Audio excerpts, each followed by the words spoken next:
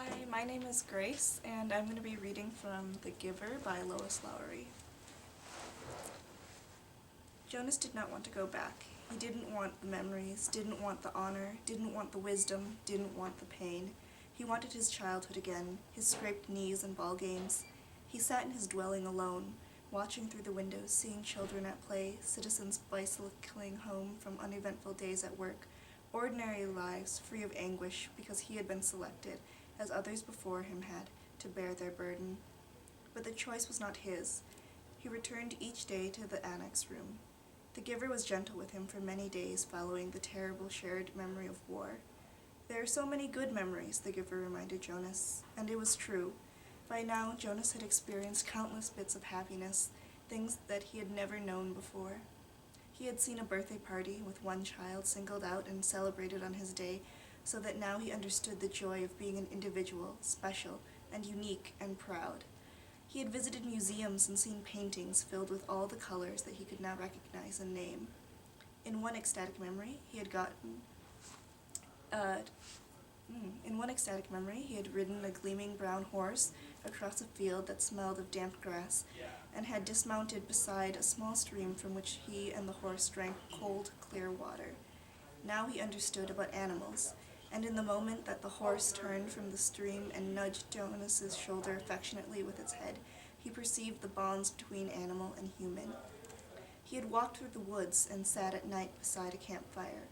Although he had through the memories learned about the pain of loss and loneliness, now he gained too an understanding of solitude and its joy. "What is your favorite?" Jonas asked the giver. "You don't have to give it away yet," he added quickly. "Just tell me about it so I can look forward to it, because I'll have to receive it when your job is done." The giver smiled. "Lie down," he said. "I'm happy to give it to you." Jonas felt the joy of it as soon as the memory began. Sometimes it took a while for him to get his bearings, to find his place, but this time he fit right in and felt the happiness that pervaded the memory. He was in a room filled with people, and it was warm, with firelit glowing on a hearth. He could see through a window that outside it was night and snowing. There were colored lights, red and green and yellow, twinkling from a tree which was oddly inside the room. On a table, lighted candles stood in a polished golden holder and a cast of soft flickering glow. He could smell things cooking, and he heard soft laughter. A golden-haired dog lay sleeping on the floor. On the floor there were packages, wrapped in brightly colored paper and tied with gleaming ribbons.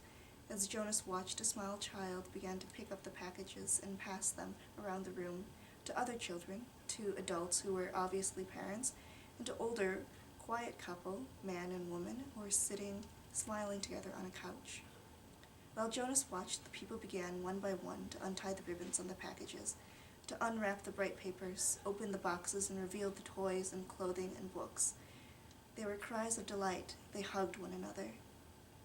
The small child went and sat on the lap of the old woman, and she rocked him and rubbed her cheeks against his. Jonas opened his eyes and lay contentedly on the bed, still luxuriating in the warm and comforting memory. It had all been there, all the things that he learned to treasure. "What did you perceive?" the giver asked. "Warmth," Jonas replied, "and happiness, and, let me think, family."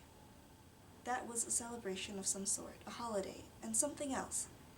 I can't quite get the word for it. It will come to you. Who were the old people? Why were they there? It had puzzled Jonas, seeing them in the room. The old of the community did not ever leave their special place, the house of the old, where they were so well cared for and respected. They were called grandparents. Grandparents? Grandparents. It means parents of the parents, long ago. Back and back and back, Jonas began to laugh. So actually, there could be parents of the parents of the parents of the parents? The giver laughed too. That's right. It's a little like looking at yourself. Looking in a mirror, looking at yourself, looking in a mirror. Jonas frowned. But my parents must have parents. I never thought about it before. Who are my parents of the parents? Where are they? You could go look in the Hall of Open Records. You'd find the names. But think, son, if you apply for children, then who will be the parents of the parents? who will be their grandparents? My mother and father, of course. And where will they be? Jonas thought.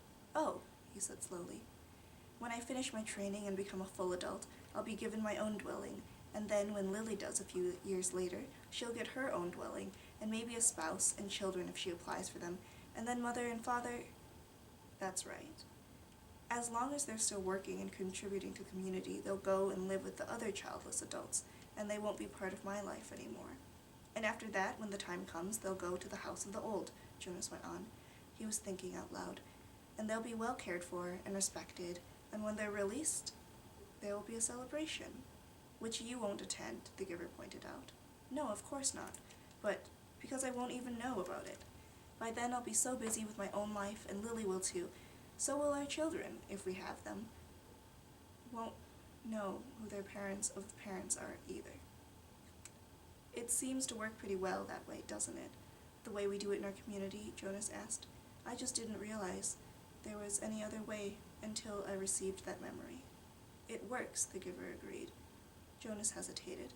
I certainly like that memory, though. I can see why it's your favorite. I couldn't quite get the word for the whole feeling of it, the feeling that was so strong in the room. Love, the giver told him. Jonas repeated it. Love.